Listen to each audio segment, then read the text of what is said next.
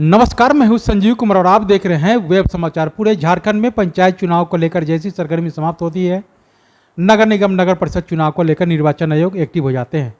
आपको बता दें कि पूरे झारखंड में 14 जिले ऐसे हैं जहां पे नगर निगम नगर परिषद नगर पंचायत जो क्षेत्र है उनका कार्यकाल 2020 में समाप्त हो चुका है। वहीं कई जिले ऐसे हैं जहाँ पर नगर निकायों का कार्यकाल 2023 में समाप्त होगा और 5 से 6 नगर पंचायत नगर परिषद क्षेत्र है जहाँ पे प्रथम बार चुनाव होना है। सरकार इस पे विचार मंथन कर रही है कि दोनों का चुनाव अलग अलग कराया जाए या साथ में कराया जाए। हालांकि जो संकेत आ रहे हैं नवंबर या दिसंबर यानी बरसात के बाद कभी भी आदर्श आचार संहिता लागू हो सकता है और चुनाव हो सकता है। निर्वाचन आयोग ने इसकी पूरी तैयारी कर ली है।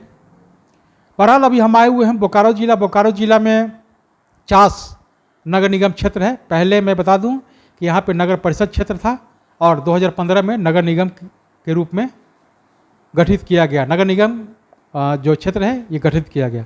बहरहाल अभी हम आए हुए हैं वार्ड नंबर 22 में और यहाँ के जो पार्षद हैं सरोज कुमार यादव जी हैं, तो इनसे जानते हैं कि इनका नाम स्वर्ण अक्षरों में लिखा गया है वार्ड नंबर 22 में और ये प्रथम वार्ड पार्षद के रूप में चयनित हुए हैं जब से नगर निगम का गठन हुआ है। तो बता दें कि अभी हम इनसे जानते हैं कि जब जनता ने इनको 5 वर्षों का समय दिया था, इन 5 वर्षों में इनके द्वारा क्या कुछ डेवलपमेंट यानी विकास का काम हुआ, कितने लोगों को प्रधानमंत्री आवास योजना, शौचालय, राशन कार्ड, पेंशन, सड़क, नली गली सहित कोरोना काल में कैसे लोगों को मदद की है, ऐतिहासिक काम कौन सा हुआ और आगे की क्या रणनीति है, तमाम बिंदुओं पे मैं इनसे बातचीत करता हूँ। इसके अलावा कुछ पॉलिटिकल सवाल जवाब भी किया जाएगा, ऐतिहासिक काम को लेकर, होल्डिंग टैक्स को लेकर, मानदेय को लेकर और चुनाव को लेकर भी मैं बात करूँगा कि जब पंचायतों में चुनाव हो सकता है तो नगर निगम नगर परिषद का चुनाव में जिनका कार्यकाल 2020 में समाप्त हुआ है तो अभी तक क्यों नहीं हुआ और सरकार से क्या कुछ मांग करते हैं। पहले तो सरोज जी वेब समाचार में आपको बहुत बहुत स्वागत। चलिए, आपको भी बहुत बहुत स्वागत है। अच्छा, ये बताइए कि जनता ने जब आपको 5 वर्षों का समय दिया और आप प्रथम वार्ड पार्षद के रूप में चयनित हुए वार्ड नंबर 22 से, तो क्या कुछ डेवलपमेंट यानी विकास का काम हुआ अभी तक? जी, मैं 2010 से लगातार पार्षद हूँ। पहला चुनाव भी नगर पालिका का था, हाँ, और सेकेंड नगर निगम का चुनाव में दोनों बार मैं निर्वाचित हुआ हूँ। और यहाँ का मूल समस्या था राशन कार्ड, वृद्धा पेंशन, विधवा पेंशन। तो अपने कार्यकाल में लगभग हम 350 लोगों को वृद्धा पेंशन, विधवा पेंशन का लाभ दिलवाए हैं और लगभग 110 घरों को प्रधानमंत्री आवास योजना, लगभग 70 घरों के लोगों को शौचालय की सुविधा, लगभग 800 घरों के लोगों को पीएच राशन कार्ड, सफ़ेद राशन कार्ड, अंत्योदय करीब 35 आदमी को, लगभग 200 या 300 आदमी को गैस चूल्हा का कनेक्शन दिलवाया हूँ। और उसके बाद रोड हो या नाली हो, लाइट हो, ये सब का ज़रूरत के हिसाब से हर जगह बनवाया हूँ। अच्छा, बताइए कि तो इतना आपने डेवलपमेंट का काम किया, चाहे वो पार्षद थे, नगर निगम हुआ या नगर परिषद पहले था, तो ये बताइए कि जब से देश आज़ाद हुआ या जब से बिहार से झारखंड अलग हुआ, जो डेवलपमेंट चाहिए था, विकास चाहिए था, जो आपने काम किया, तो सबसे महत्वपूर्ण और ऐतिहासिक काम कौन सा हुआ?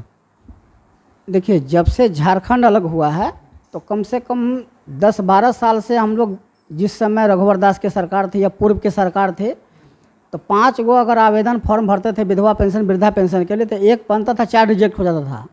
और जब से हेमंत सोरेन के कार्यकाल बना है 2 बार, दोनों बार में थोक भाव में वृद्धा पेंशन, विधवा पेंशन का लाभ मिला है और विकास का रोड नाली का फंड भी बहुत ज़्यादा आता है पहले की अपेक्षा।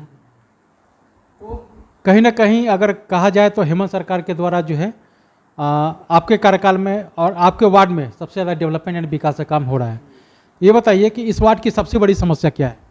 अभी सबसे बड़ी समस्या है सफाई की, क्योंकि कार्यकाल खत्म हो गया है, अब आप लोग के कार्यकाल समाप्त हो गया है, निगम लेबर लोग अपने अधीन रख लिया है, सफाई ढंग से हो नहीं रहा है, जिसका लिखित शिकायत यहाँ से लेकर मुख्यमंत्री तक जी को भेजे हैं, डीसी को भेजे हैं, पर नगर आयुक्त को लेटर देते हैं, कोई सुनवाई नहीं है लोग। अच्छा, जनता का प्रेम स्नेह लगातार आपके ऊपर अगर बरकरार रहता है, तीसरी बार चुनते हैं, तो इस वार्ड को मॉडर्न ऐतिहासिक आदर्श के साथ साथ स्मार्ट वार्ड के रूप में डेवलपमेंट के लिए क्या कुछ आपका रोड मैप हो? इस बार जब चुनाव होगा ना तो एक सोसाइटी की तरह वार्ड को बसाना है, जिसके लिए चारों तरफ से वार्ड के अंदर एक एंट्री पॉइंट होगा, एक मेन रास्ता है, वहाँ सुरक्षा गार्ड रखा जाएगा, कैमरा लगाया जाएगा। ये कोई भी बाहर का आदमी आते जाते हैं तो सब पे निगरानी रहेगा और अच्छा वार्ड की तरफ विकसित किया जाएगा। मतलब ग्रीन वार्ड क्लीन वार्ड के रूप में डेवलप करेंगे और सौंदर्यीकरण को लेकर के आप इस पे काम करेंगे। जी। अच्छा, ये बताइए कि अगर जनता का प्यार स्नेह मिल जाता है तीसरी बार और पार्षदों का समर्थन मिलता है तो क्या आप उप महापौर के लिए फाइट करेंगे? ना, उप महापौर के लिए हम फाइट नहीं करेंगे। नहीं, कोई ऐसा विचार नहीं। जिस दिन पार्टी लेवल पे होगा उस दिन मेयर का चुनाव लड़ेंगे। अच्छा, जिस दिन पार्टी लेवल पे होगा मेयर का सीधा एकदम डायरेक्ट मेयर के लिए। अच्छा, ये बताइए कि जिस तरह से होल्डिंग टैक्स जो अचानक से बढ़ गया है, कोरोना काल का जो कहर अभी भी बरकरार है, जितना चाहिए था उतना नहीं, लेकिन अभी भी कोरोना का डर है। तो कोरोना के डर से लोग अभी भी प्रभावित हैं और जितना इनकम चाहिए था, आय चाहिए था, उतना नहीं कर पा रहे हैं। और दूसरी तरफ सरकार इस पे होल्डिंग टैक्स बढ़ा दिया है, क्या मांग करते हैं? सरकार से मांग करते हैं कि होल्डिंग टैक्स जो बढ़ोतरी किया गया है उसको वापस लिया जाए। ये आदमी के ऊपर आर्थिक बोझ का हो गया, बढ़ोतरी हो गया। ये बताइए कि जनता के प्रतिनिधि आप भी हैं, जनता के प्रतिनिधि एमपी एमएलए भी है, तो उन लोगों को हर तरह का सुविधा मिलता है, पार्षदों को, मेयर को, डिप्टी मेयर को, मुखिया, सरपंच, जिला अध्यक्ष, प्रमुख को केवल मानदेय मिलता है, वो भी समय पे नहीं मिलता है। तो क्या मांग करते हैं राज्य सरकार केंद्र सरकार से? सरकार से मांग करते हैं, राज्य सरकार हो या केंद्र सरकार हो, कि एक पार्षद को उचित मानदेय दिया जाए और साथ में साथ जो पेंशन का लाभ विधायक को, सांसद को मिलता है उस तरह लागू किया जाए। अच्छा, ये बताइए कि होल्डिंग टैक्स जो बढ़ गया है तो इस पर सरकार को विचार करना चाहिए, वापस करना चाहिए। ये बताइए कि चुनाव को लेकर के जिस तरह से झारखंड में पंचायत चुनाव हो गया, बिहार में भी पंचायत चुनाव हो गया, नगर निगम का चुनाव झारखंड में भी अटका हुआ है, बिहार में भी अटका हुआ है, तो झारखंड सरकार से क्या कुछ मांग करते हैं आप चुनाव को लेकर? झारखंड सरकार से मांग करते हैं कि चुनाव जल्द से जल्द कराया जाए, जिससे विकास कार्य बाधित हो गया है। ये बताइए कि जब से देख रहे हैं कि बिहार में किस तरह से सत्ता परिवर्तन हुआ है, पहले एनडीए की सरकार थी, तो जब एनडीए की सरकार थी तो वहाँ के लोग एनडीए वाले कहते थे कि भाई जंगल राज नहीं है। अब जब महागठबंधन की सरकार बनी तो भाजपा के लोग कहते हैं कि जंगल राज हो गया है। तो क्या ऐसी स्थिति झारखंड में भी बन रही है? झारखंड में भी बीजेपी के द्वारा सत्ता चेंज करने की पूरी तैयारी कर ली गई थी, लेकिन 3 विधायक के द्वारा पकड़ाने के बाद ये बंद हो गया। और भाजपा का ड्रामा है हर जगह कि किसी तरह पैसा से सत्ता को खरीद लिया जाए। बिहार में भी लोग जदयू के विधायक को तोड़ने का प्रयास किया गया, जब नहीं टूटा तब जाके नीतीश कुमार को मालूम चला तो महागठबंधन के प्रति आ गए। और जैसे पहले था ना, बिहार हमेशा अच्छा रहा है। भाजपा के लोगों के द्वारा खाली बदनाम किया था कि जंगल राज है। अगर जंगल राज है तो जो वहाँ पर रह के रहे, चल जाए दिल्ली या गुजरात जहाँ अच्छा राज है, वहाँ यहाँ क्यों रह रहे हैं उस चीज़ के लिए? तो कहीं ना कहीं है कि मतलब केवल दिग्भ्रमित और जो कह सकते हैं कि गलत अफवाह फैला करके उसको गलत अफवाह फैला जाता है और वहाँ को बदनाम करने की कोशिश। सत्ता पाने के लिए बीजेपी किसी भी हद तक जा सकता है।